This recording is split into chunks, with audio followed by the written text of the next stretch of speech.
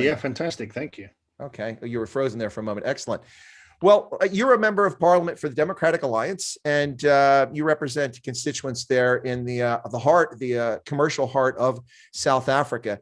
But I think a lot of people will be surprised to find that you actually have a fair amount of rural areas within the province.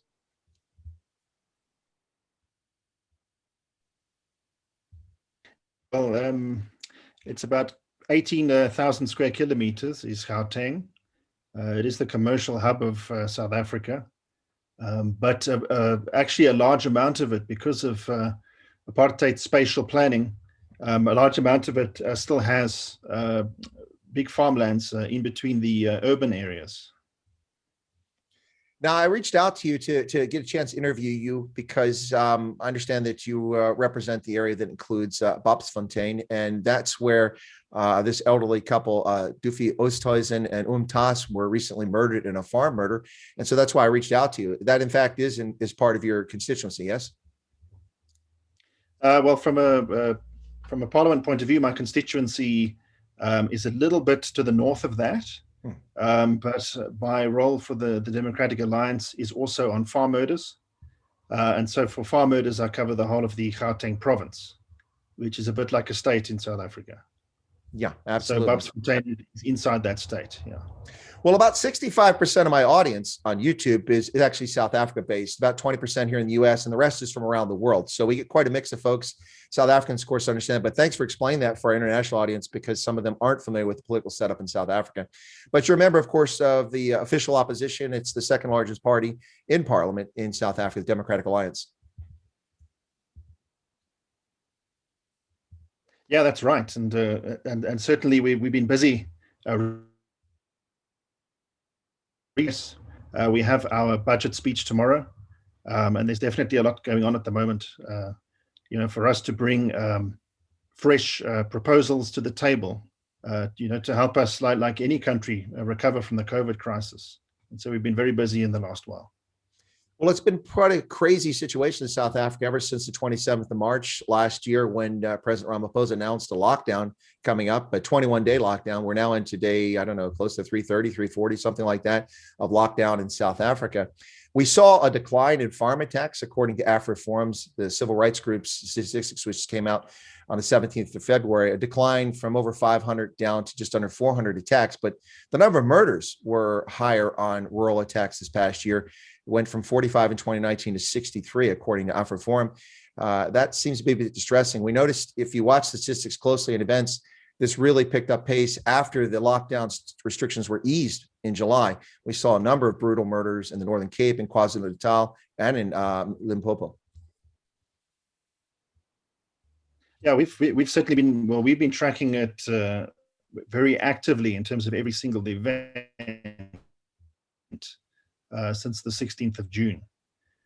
So certainly, I think the interesting thing was that the lockdown on many of the days, then there were long curfews where people couldn't go out. So that would definitely have an impact on the figures.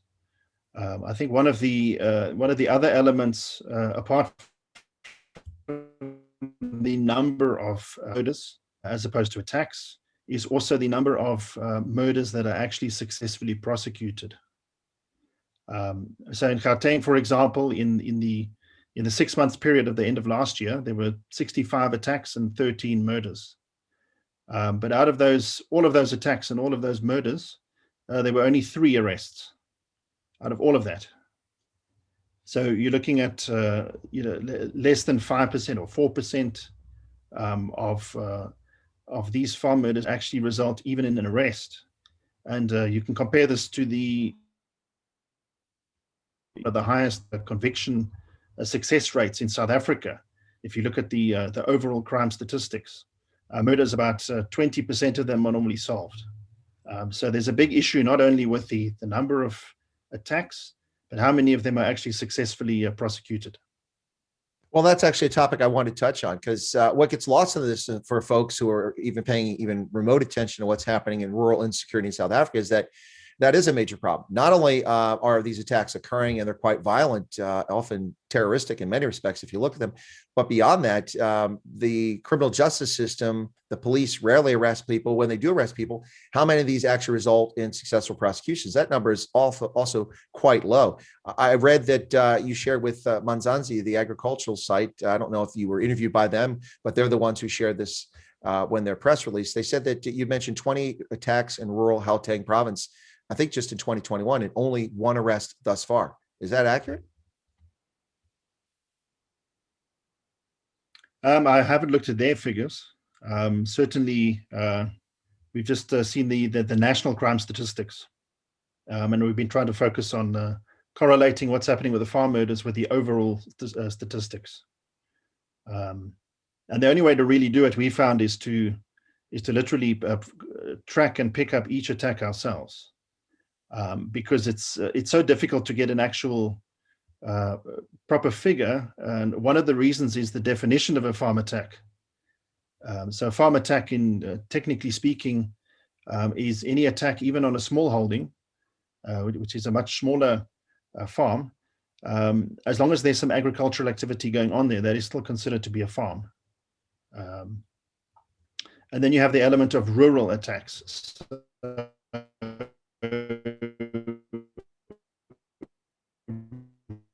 Rural versus, in South Africa, rural safety units, which we don't generally see out there.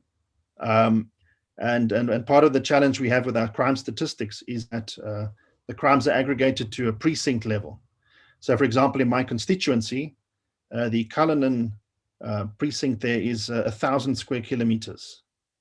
So that includes a lot of farmlands. It includes areas of wildlife reserves, and then also urban areas. So it's extremely difficult then to separate out the rural safety crimes from the urban crimes. And part of the reason why the Democratic Alliance has been calling for farm attacks to be a priority crime, that they are reported separately. Because to give you an example, in the time period of 16th of June to September, I asked a parliamentary question. And I asked how many farm attacks and how many farm murders were reported, and what were the statistics. And at that stage, we had 44 attacks, and the government came back and said that there were 4 attacks. So somehow they are missing a whole bunch of attacks, and they missed 8 murders out of those statistics. So there's something seriously wrong with this whole statistics, and many people are coming with different numbers, and this is why we're trying to actively get the news about the different attacks. We log them, we log what is happening, and then letting everyone up in batches to make sure that where there are arrests, that they then go to court. Well, when it comes to crime in South Africa, that's definitely a topic that bears attention. I remember when I worked a few years ago at a national intelligence agency here in the United States, when I was still in uniform, there was a period when the ANC simply stopped publishing crime statistics for nearly 2 years because it was just so horrific. And not only is that a violation of law, but that's a serious concern about transparency for the government. They restored reporting on it, but I think now people are just kind of inured to the violence. They really, it's astounding how, I don't want to say comfortable people become with it, but it reminds me of a trip to South Africa. Once I was at Charles de Gaulle Airport in Paris. We had a flight delay, and we were stuck in a terminal. All the shops were closed. And so these Americans were sitting there, and I was American. So they said, "So what's South Africa like?" I said, "No, it's brilliant. You'll love it. Just got to be careful, when you're out traveling around, especially as a tourist. Keep that spidey sense about you, if something seems odd, it probably is odd." And South Africa's like, "Oh, no, he's exaggerating. No, it's safe." Now, mind you, this is 21 years ago. And so they start talking about, "Oh, yeah, no, that's when I was stabbed, when they tried to carjack me. And yeah, no, oh, yeah, this is where I got shot when they broke into my home. And yeah, my sister, she was raped and murdered." Like, oh my gosh. And these are white, colored, and Black South Africans. And they were just already by 2001 so accustomed to this violent activity that it's a bit a bit disturbing. I think people outside South Africa don't realize just how dangerous it can be in some places. Yes, I know at one stage, I think it was last year or the year before, we were more dangerous than Iraq. It was more dangerous to live here than in Iraq. That's pretty crazy. So we talked about the low number of prosecutions and arrests that take place here. What do you attribute this to? Do you think there are too few South African police service, too few SAPs, or are they too poorly funded, equipped, or trained? Is it the wrong focus? Because we know that farm murders and rural insecurity is not a priority focus, whereas cash and transit heist are, and gender-based violence. Or is it corruption? Or is it maybe a mix of all these things that lead to so few arrests and so few prosecutions? Yeah, well, there's two main things that we've picked up and are working, and the one is certainly specialized police units. So from the 1990s, you used to have these commandos, and that were doing a lot of the rural safety and the rural patrols. Those were shut down in the late 90s, and really slowly but surely, our specialized police units are being shut down. And a police investigator is not a police investigator. Different areas and different types of crimes require specialist skills. And unfortunately, those are being lost with the loss of these special.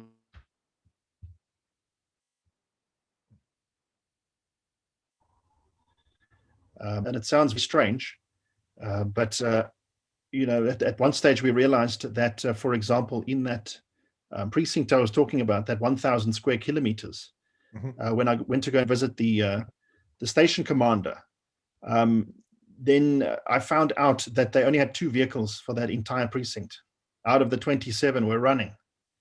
So one of them was taking people to court in central Pretoria, which is our capital city. So that's what it was doing all day. And so there was literally 1 vehicle for 1,000 square kilometers. That's for visible policing and investigations. So you can imagine how difficult that's going to be. And I asked a more general question about Gauteng.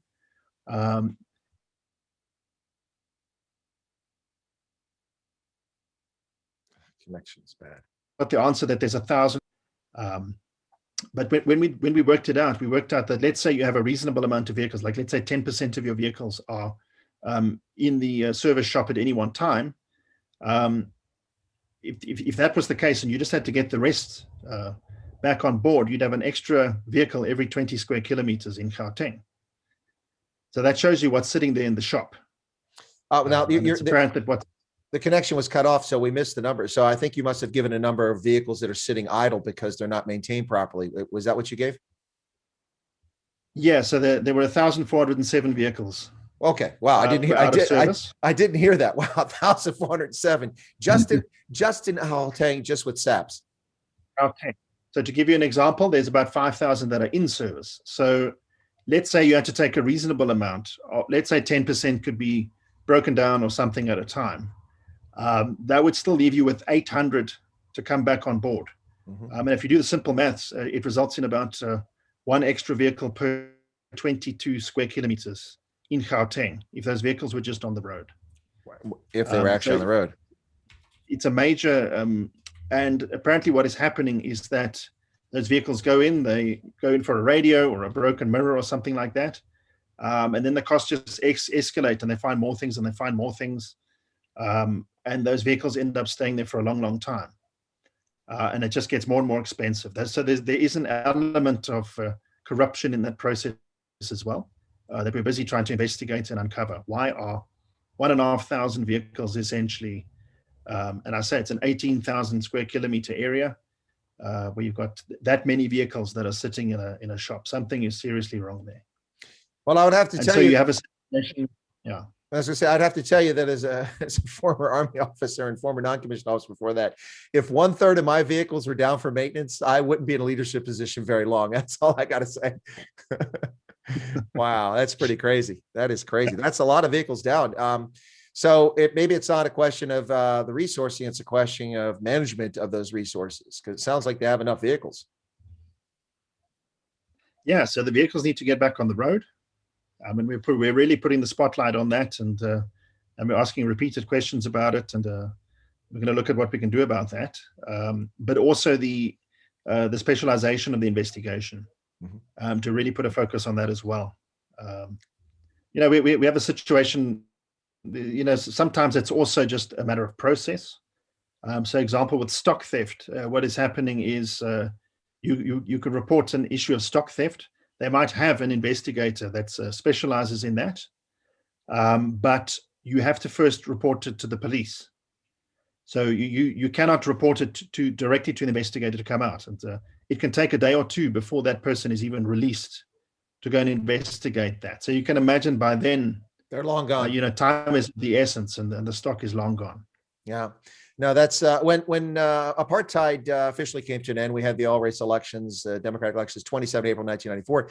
In advance of that, I was a young man, and I said that one thing that South Africa needs to focus on going forward, aside from a genuine national sovereign wealth fund, which they didn't do, but one thing they need to focus on is taking the police from being very effective at what they did during the National Party and during the apartheid time, and turn them into a community policing organization so that they provide security for all of South Africa.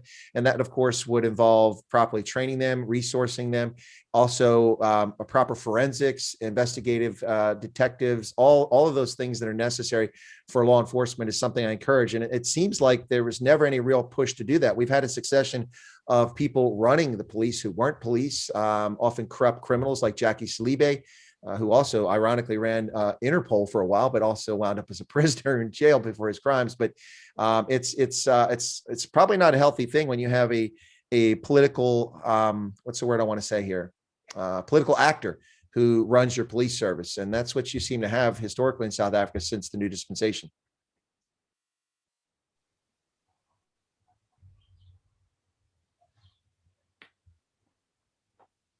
Is there a lag, or is there a break in what I said? Oh, there was a bit of a lag, unfortunately. Yeah, no, I was just saying that it's difficult to. Okay, so it's difficult when you have police forces that are run by political appointees, members of who are put in charge or responsive, who are not law enforcement professionals, that don't know criminal justice, and then they run it. We see people like Jackie Salibe, who was a criminal who ran SAPS, and we saw what happened to the quality of law enforcement during that time frame. Well, this is where we had a briefing amongst all the Democratic Alliance community safety persons in the municipalities and our provinces, and one of the things that was coming out was definitely about this the mentorship of investigators. Mm-hmm. So it's one thing to say it's the fact that mentorship is not happening, and this was the view of somebody that was interacting with us, to say that we'd asked about what we could do or how we could lobby to get these investigators, get these specialist units back. But they were saying that this is a major issue, that you used to have these specialized people, and you would actually go out and you'd be a part of a team that would then learn from this person that had that expertise. And then you could take it over, and that kind of stopped. So it's not something that you just restart like a generator. Yeah. No, these are the sort of skills. Well, I mean, this plays out in so many different professional fields. I mean, for instance, things as obscure as glass blowing. There are furnaces in the United States and in Europe and in South Africa that have been lit for a century. They haven't been put out. You can't put them out because you can't restore them and bring them back. You have to start all over from scratch. That's the same sort of thing. And when it comes to professionalism, experience, when it comes to law enforcement, defense, medical fields, it's not simply, like being an athlete. You took a few months off from an injury. Now you just work yourself back into shape. These are skills that are perishable, that are critically important for law enforcement. Yeah.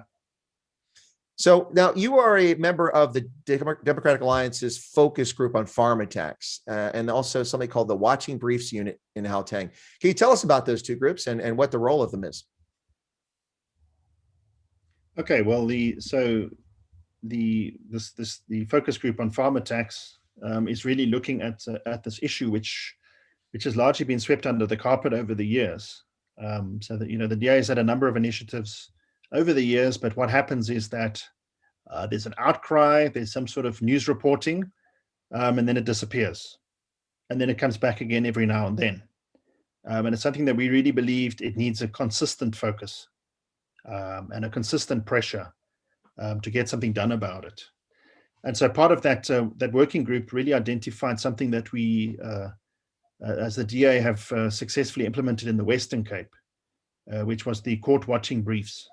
And what that was about was the situation where, as it is, there's not enough arrests happening, But once the arrests were happening, then the collection of evidence and the actual putting together of the case to prosecute, a vast majority of the time that was failing.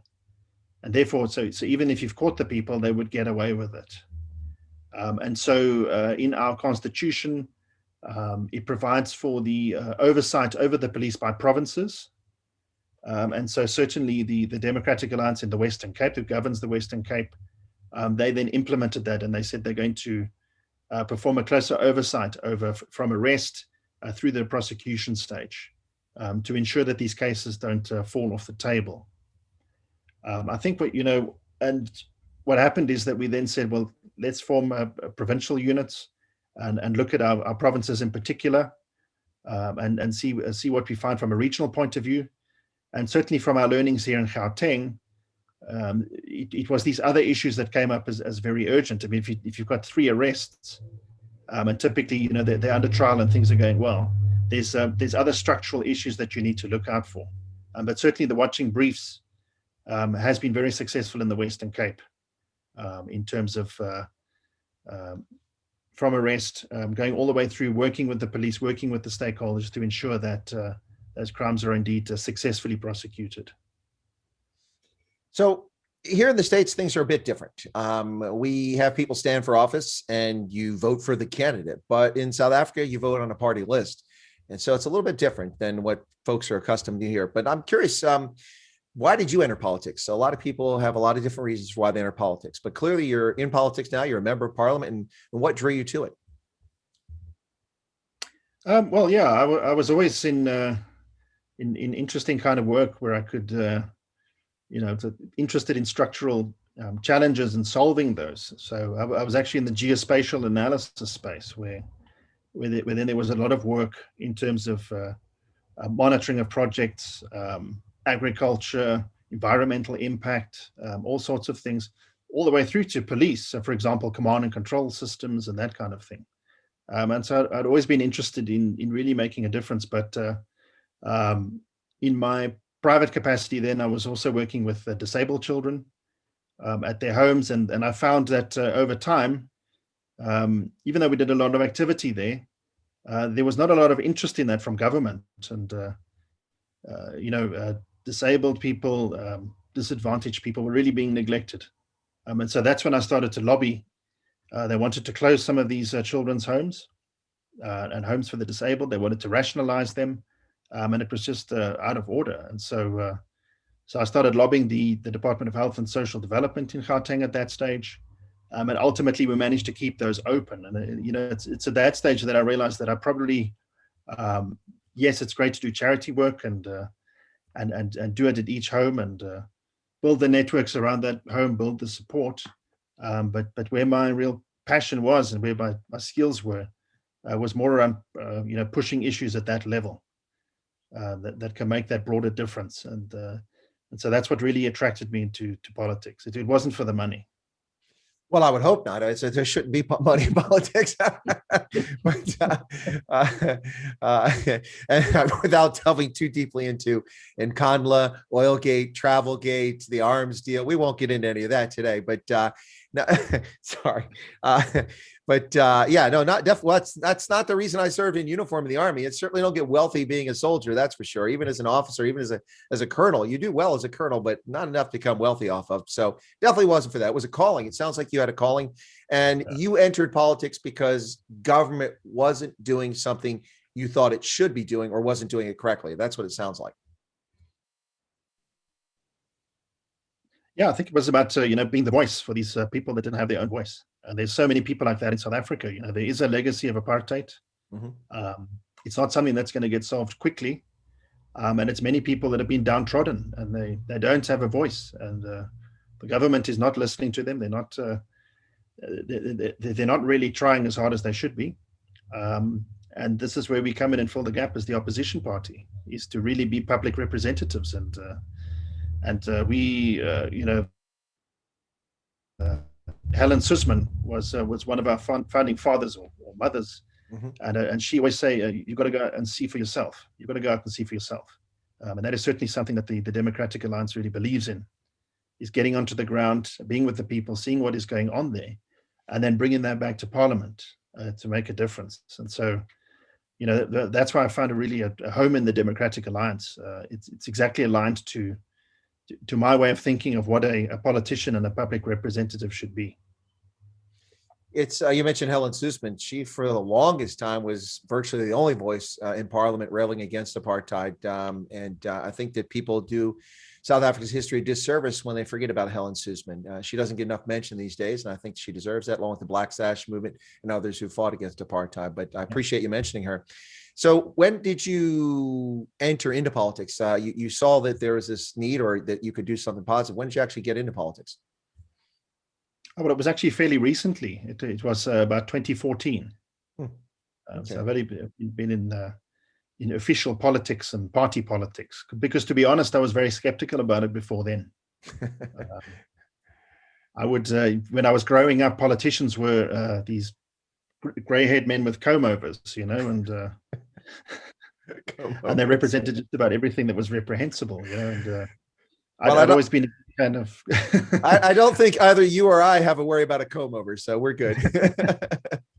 Yikes! Well, that is rather recent. That's refreshing. I mean, I talked to so many politicians that have been doing it for 30 years, and I just like, oh, come on, go back to private sector, do something, then maybe come back. But so you've been in it for a short amount of time.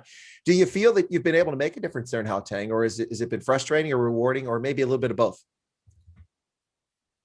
Well, look, to digress, my parliamentary portfolio is home affairs, and certainly they are literally on a daily basis.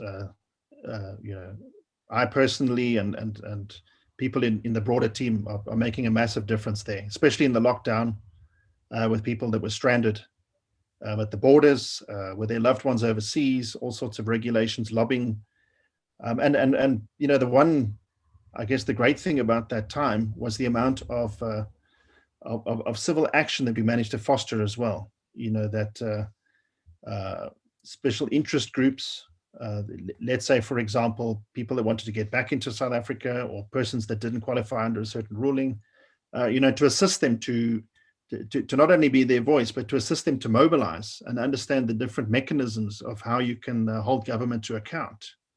And that's certainly what we were able to do in that time. And there were many successes. So in terms of changes to the lockdown regulations, getting people back together.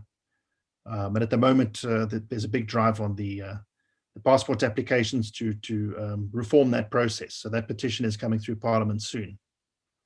And so certainly there's been very tangible changes and impact during the lockdown in specific, that I can refer to. Well, speaking of the lockdown, you mentioned a lot of people have been downtrodden, certainly a legacy of the past, but I think we'd have to argue without any reservation that this COVID virus and the subsequent lockdown in South Africa have been very demoralizing for people. Millions of jobs lost, businesses collapsed, all sorts of strange things happening. Now a variant that supposedly comes out of South Africa, which is much more virulent.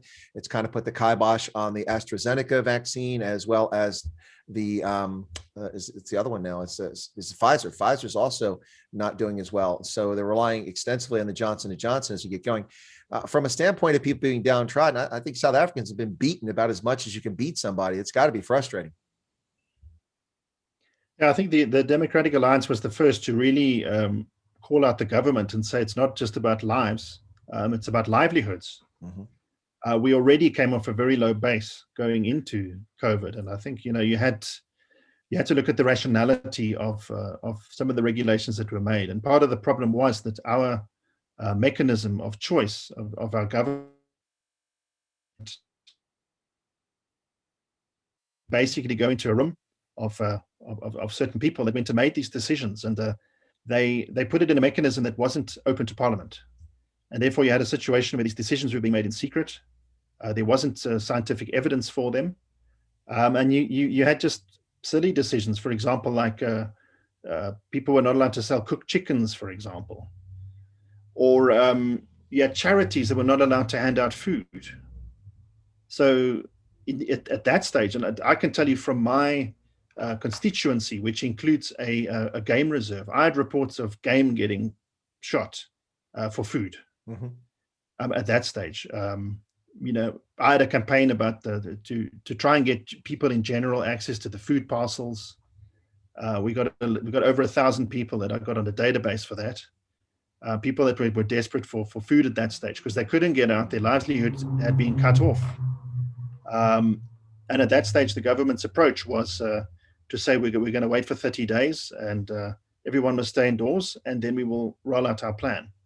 But instead of spending that 30 days working on the health response, they ended up spending it on setting up small businesses to raid the Solidarity Fund. That was funding of people that people put in from around the world and around the country to deal with the crisis. And so really, it was just it was shocking at that stage that, and what we found later on is that all that time that was taken, that we were sitting in lockdown, the economic opportunity frittering away, was actually wasted. Yeah, there was absolutely a lot of strange stuff happening back then. Just to run through some of the famous hits, since you've sort of alluded to them. Bans on e-commerce. If there's one thing that would reduce the spread of a virus, it would be e-commerce. If you don't have thousands of people rocking up at a shopping center and buying things because they're at home, then you have people in warehouses who are not in contact with other people for the most part, grabbing things off a shelf, putting it into a box, or even robots can do that. And then it's being shipped out and someone in the post delivering it. If you want to reduce a virus, e-commerce would be an ideal solution.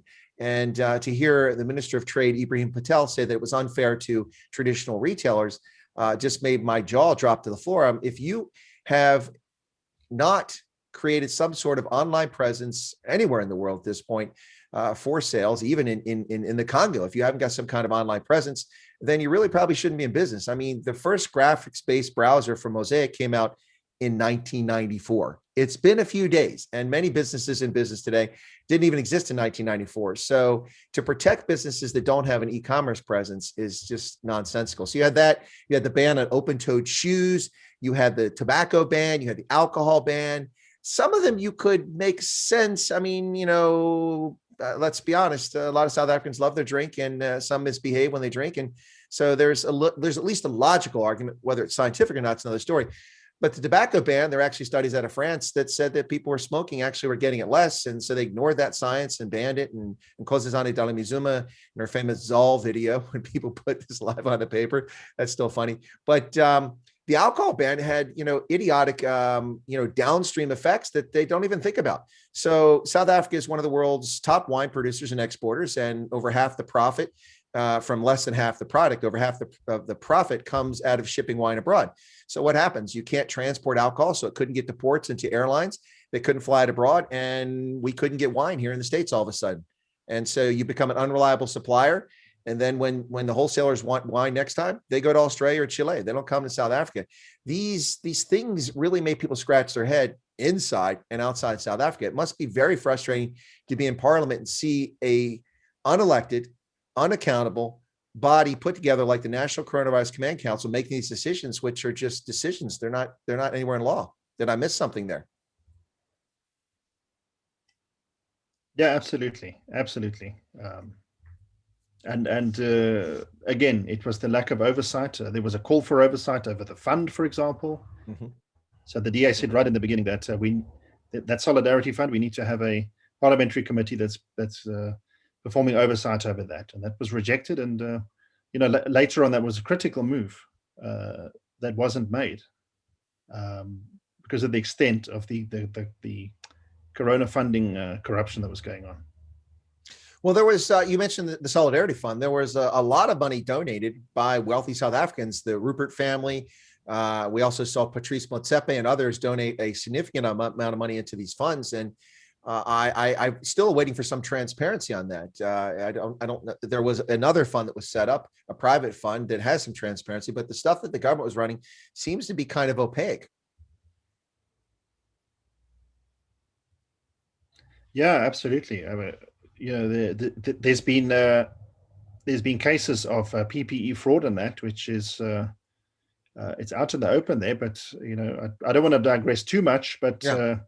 If you look at the Zondo Commission, for example, I mean, we have a ridiculous situation where there's so much evidence coming out, and then the question comes, well, when are we going to prosecute these people? And then the answer is, well, no, we've first got to wait for the commission to be finished. And then we can start looking at at prosecutions and that.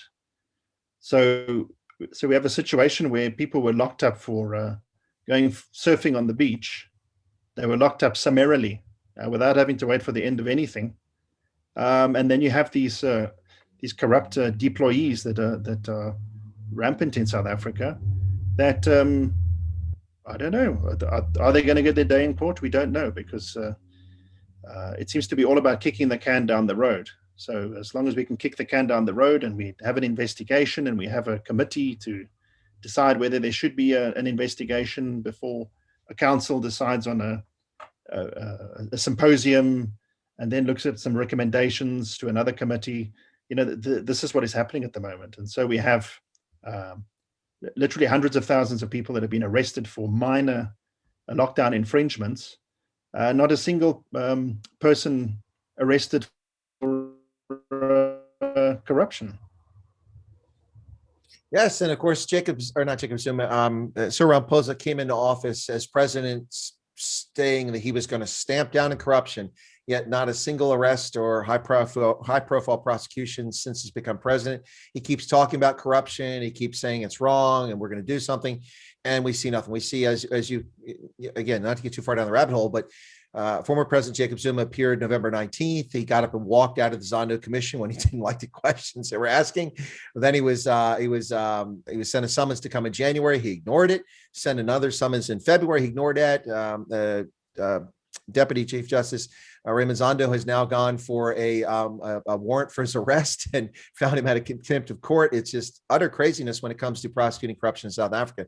It seems like the only people that are prosecuted are small fries that are not connected to cadres in the government. Just a statement from abroad here. That's how it looks from the outside.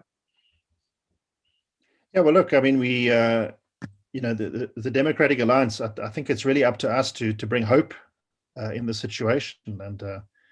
And one of the approaches we're taking is, that the ANC government likes to make promises, and they like to say flowery things. They like to make the right statements.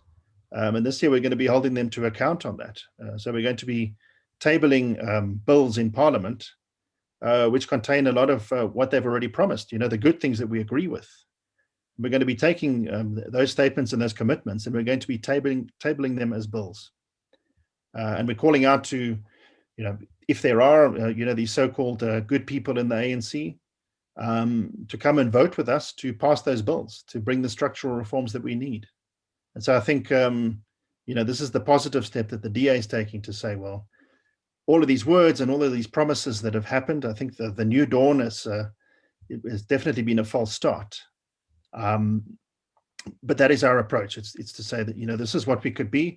We're putting it down as bills in Parliament, and that's going to be our approach this year, to call out the ANC government and say it's time to stop making these promises, flowery speeches with all these figures of speech and that, and let's get down to the nitty-gritty of it, because they're not putting these things on the table, and so it's not coming into law, and then it's not being enacted. Now, a lot of South Africans who follow my program and those who I deal with around the world, colleagues and such, business colleagues, often lament that the ANC will never leave office, that people will never vote against the ANC. But I make the argument to them that you're really not paying close attention to what's happening in South Africa. What I mean by that is specifically is that the ANC has already fractured twice since 1994, first with Terra Lakota and the creation of COPE, the Congress of the People, which took about 8.5% of the vote in that first election, but has kind of slid off the radar since then. Subsequently, Julius Malema from the Youth League was kicked out of the party and started his own party, the Economic Freedom Fighters. They splintered again, and they've gone from about 5 to about 10% of the electorate. Now, I personally think the EFF will cap out at 15%. I don't think they could get any more than that of the population vote for him. But the point is that the ANC has already fractured twice. In the 2019 national elections, they barely managed 57% of the vote nationwide. The Democratic Alliance, despite what I would term, this is my view, having lost its way and by external appearances trying to be like the ANC light, still managed to get around 21, 22% of the vote. I'd hope they go to 30 as an opposition party. But the point I'm getting at here is that when it comes to the ANC, people keep looking at things and they're thinking down the road. But if assuming it goes forward, you have municipal elections this year. And the argument I make to a lot of people is that when the opposition party needs to win an outright majority in Cape Town, in Nelson Mandela Bay, in Shwana, in Joburg, and perhaps even in Durban as a possibility there. The ANC, in my view, and from those whom I know inside the party and outside the party, is wildly unpopular. They were unpopular because the path South Africa was on the past several years, but this lockdown has really made a lot of South Africans angry.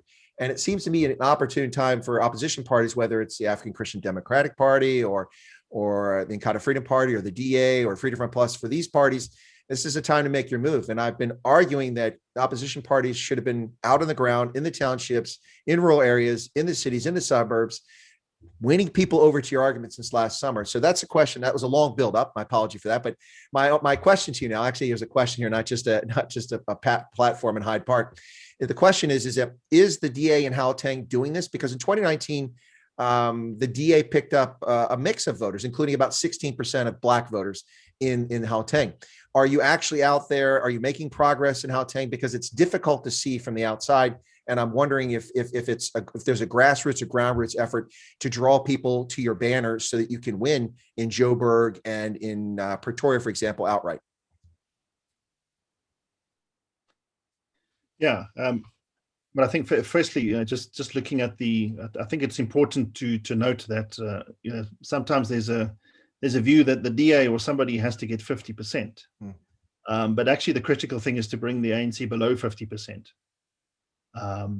And even though that often brings a time of turmoil, we're actually very close to that. If you look at the trajectory, you look at the latest by-election results. So the way that it was spun was that the DA had gone backwards and we'd lost X number of wards and things like that. Mm-hmm. But when you went and looked at the gross numbers, the DA had gone down by 0.8%, and the ANC had gone down by 8%. So actually, so that was an indicator certainly from our point of view, that the public is angry with the ANC and they are willing to demonstrate that at the ballot box. If you look at the overall numbers there. Mm-hmm. So certainly the ANC has been on a continuous downward trajectory. Even with the New Dawn, it still happened. Even with a good turnout that they had, that still happened. And so I think coming back to your question, what we are focusing on the ground, certainly in the lockdown, the DA was the only party that was really out there taking on the ANC, making the hard calls, for example, about lives versus livelihoods. And in the beginning, John Steenhuisen was criticized for that statement, saying it was insensitive. But it was only about 2 months later that everybody was talking about lives and livelihoods, and the need for the balance of that. And so certainly on every major issue, the DA was driving the accountability on the COVID response. And then in the cities where we govern, there has been that turmoil from not having an outright majority in those municipalities.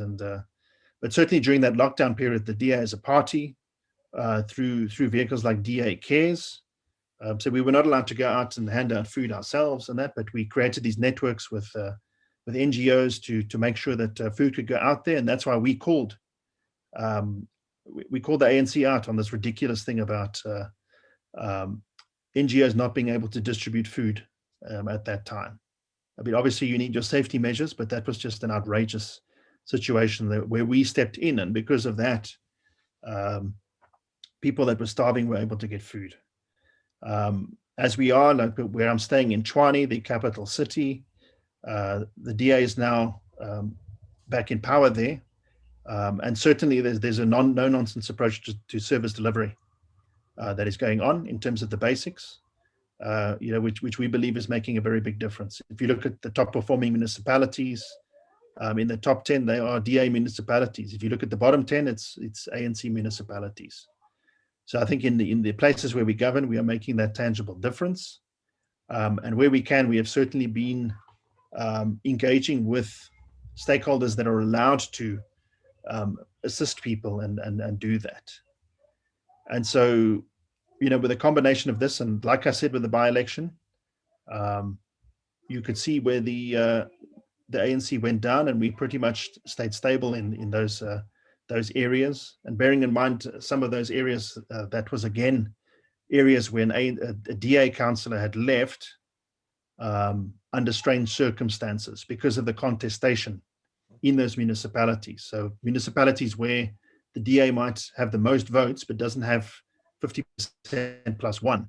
Then there's a lot of approaches to individual councillors and things like that. So bearing in mind that background, the fact that we were stable and that the ANC went down, it certainly shows that that there's resilience there from the DA side, and that with the broader picture, we'll definitely do much better.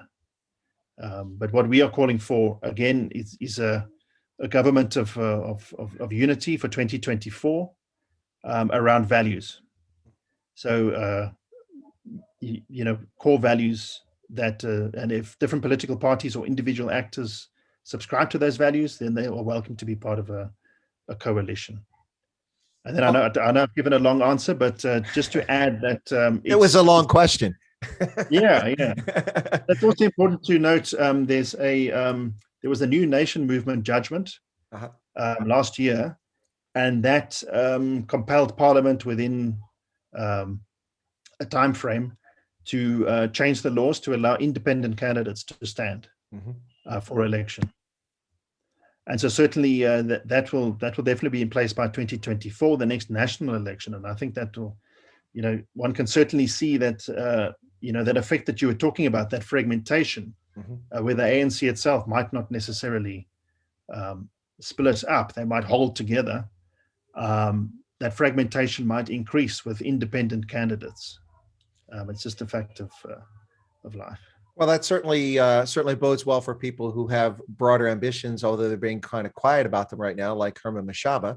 That ability to run as an independent candidate certainly bodes well for him. He's a known entity and name out there. It might pay off if he decides to run. But when people talk about coalitions, there's a lot of people in your party that talk about coalitions.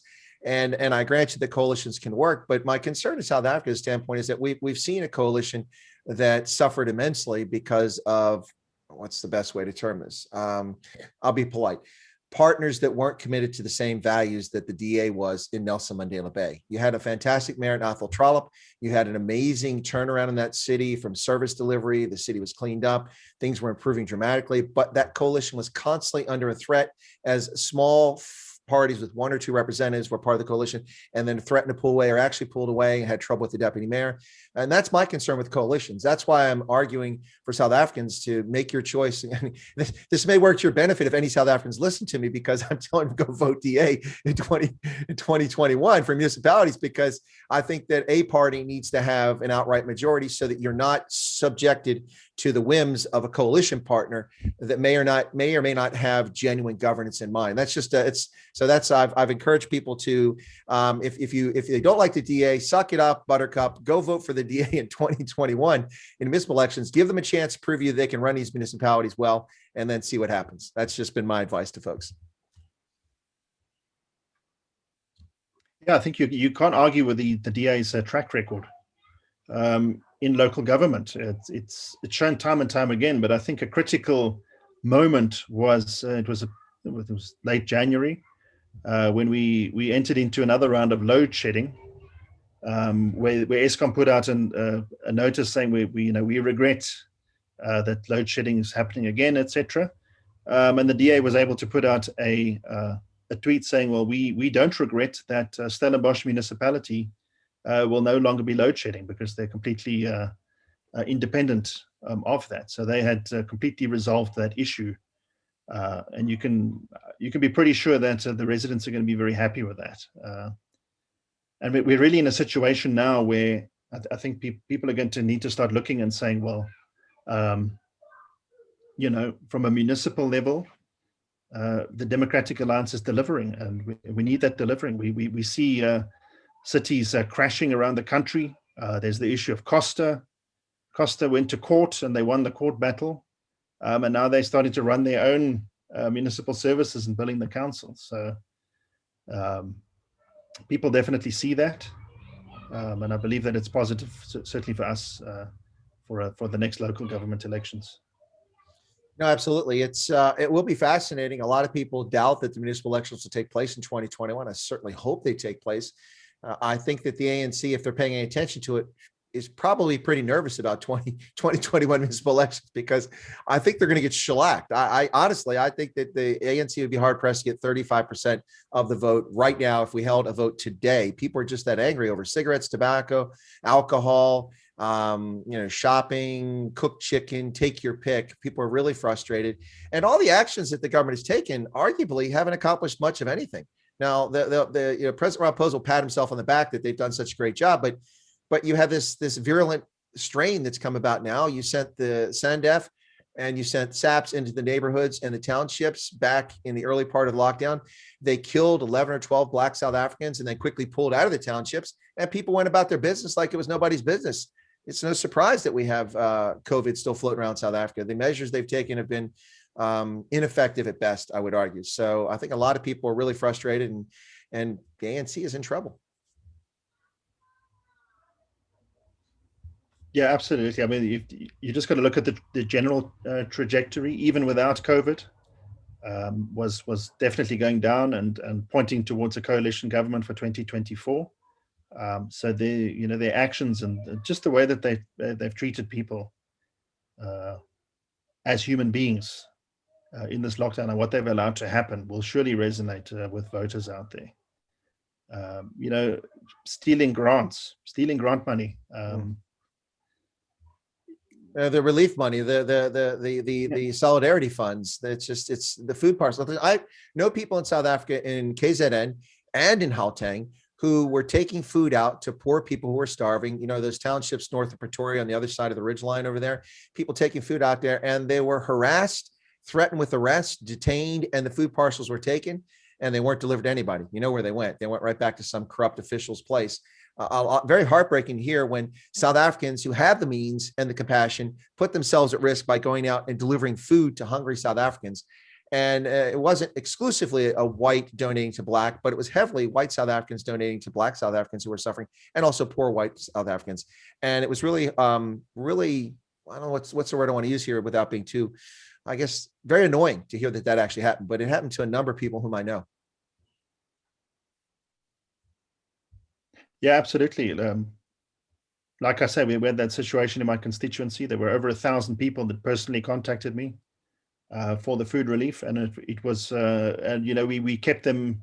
We went through the official government channels to try and get these, and they could even experience what was going on. They understood that it was the ward councillor that was receiving these food parcels and giving it to their friends and family. So, well, let me go ahead and we'll wrap up here in just a moment. A couple last questions for you. The reason I reached out to you was to talk about those farm murders in Bobsfontein, and we did address that a little bit, and the rural insecurity that's taking place. But I did want to ask you this: for South Africans, I don't know if we've seen this sort of frustration or concern about the country to this degree since maybe the mid-1980s, with basically 9 months of many of the townships were ungovernable, and South Africa was under pressure from the world at that point. And a lot of people were really down in South Africa. A lot of wealthy people left the country, money left the country. We find ourselves in 2021, and I'm not trying to draw a parallel to that time frame, but it seems to me that as many people are suffering or as unhappy as they were back in '85 as they are these days. Any thoughts on any light at the end of the tunnel? Is it going to get better, or what can South Africans do to make it better other than vote for the DA? I'm sure you'll say that you want them to vote for the DA. Yeah, look, I mean, it's so certainly in the context of the farmer tax and like I said, with the stock theft as well. There's a narrative in the country about taking land and taking back what is yours and that sort of thing, and we're seeing that in there are a portion of the farmer tax that are opportunistic. It's just about persons being in a remote area and easy targets, but there's also then a lot of brutal attacks that are taking place. Certainly only a few days ago there was a woman that was attacked and literally stabbed in the face. It's just an outrageous action. And then there's areas of sort of Tshwane, the capital city, to the west of that, where there's these organized attacks. So you'll have 6 or 7 attacks taking place within a few hours of each other overnight, where this is being arranged, persons being arranged to take land and so forth. Mm-hmm. And so there's definitely a very negative move in the country that we are fighting in terms of the expropriation without compensation. We've had over 85,000 objections to that that have come in. I heard that today. But I think in reality, what we're calling for with the farmer tax, for example, is, we've put forward a community safety oversight bill. And what we're proposing there is more oversight by communities and more powers of community policing forums and farm watchers and that, to have oversight over the police, but also to be equipped to start to help themselves and work with the police that are trying to help them. And let's not kid ourselves. It's not every single police person that's corrupt and lazy. There are many that want to do something. They want to make a difference. And so, we're coming with these bills and these proposals on how we can fix things, how we can fix this country. And I think, as I said before, what we're going to see over the next few months is the DA bringing all these positive proposals, the promises that the ANC have made that we agree with, putting them in bills and putting them before the legislatures and saying, let's go forward, and putting the ANC in a position where they've got to say, well, we can't lie like this anymore. We can't kid the people. It's not going to fly. And ready to then force positive change that way, or push positive change that way. Well, listen, I do want to get something clear before we leave, because at least you didn't. I didn't have to sort out a difficult surname like, I don't know, like Roos or Chemes or something like that. It is Roos. That's easy to do. But I think I did mispronounce your first name. Do you go by Adrian or Adrian? Adrian. It is Adrian. Yeah. So I just naturally do it phonetically to Adrian. So Adrian, my apologies for that, but I just want to make sure. So Adrian Roos. Okay. Make sure I got it straight before we left. I want to thank you so much for coming on. My apologies that we had to switch to a different platform. Not quite as unfortunate as it was in my middle of my interview with Gary Gold. We were cut off, but thank you so much for coming on. And this video will be put up on other platforms so other people get a chance to see it. Some of those who watch my channel on YouTube until we get that sorted out. But thank you so much for your flexibility. You've been very patient, and I appreciate it. Thanks for talking about these topics. And before we go, is there anything you'd like to share? Any message, maybe something hopeful for people, or bright spot on the horizon? It's been a difficult 13 months with COVID. And I think that it has been there isn't a place where it's been more difficult, arguably, than South Africa. People really, really suffered in South Africa over the decisions made over the last year and where we're at. So maybe some light at the end of the tunnel. Do you have anything hopeful to say? Not to put you on the spot. Yeah. Well, I think an important thing, and like I mentioned about what happened in lockdown, where many people got engaged and they organized themselves. And yes, we assisted with that, but to actually to push their issue and to drive their issue. And really, my encouragement would be to not sit on the sidelines and complain, but to be part of those people that write to your MP, write with solutions, rally against these injustices, that we can have a groundswell of people standing up and saying that this is not good enough. I found that, we certainly found that in the lockdown, there were some situations, for example, with the tobacco ban, where many people were almost expecting the DA to litigate the tobacco ban, which and my encouragement would be to say that we need every single person out there to obviously vote for the DA, vote for that change, go out there no matter what it takes to vote. Because those majority governments, when we've shown what we can do in Cape Town and in Midvaal with the majority government, where we cannot be sabotaged, but very importantly, to participate in those parliamentary processes. When a petition comes out about something, to sign the petition. When there's an issue coming out, to comment on the issue, to really participate in these processes, so that we don't allow anything to be swept under the carpet. Well, I think those are great comments, and I think you hit spot on there, Adrian. The key is to get involved, to do something, not just sit back and complain or just be agnostic about it. In the 2019 election, 17 million eligible voters in South Africa didn't vote. 17 million. And of course, in municipal elections, we're lucky to see 30 to 35% turnout, best case 39 to 40%. So it's a real opportunity, I think, in 2021 for opposition parties, whether it's a DA alone or in coalition, to wrest these municipalities from the ANC, the ones they don't have, and then show people you can govern and get their votes in 2024. So I think that's a good path ahead. Anyway, I want to thank you so much for being with me today. And it's really, thank you for your patience. This was a very unusual thing. You and I spoke just before we went on air.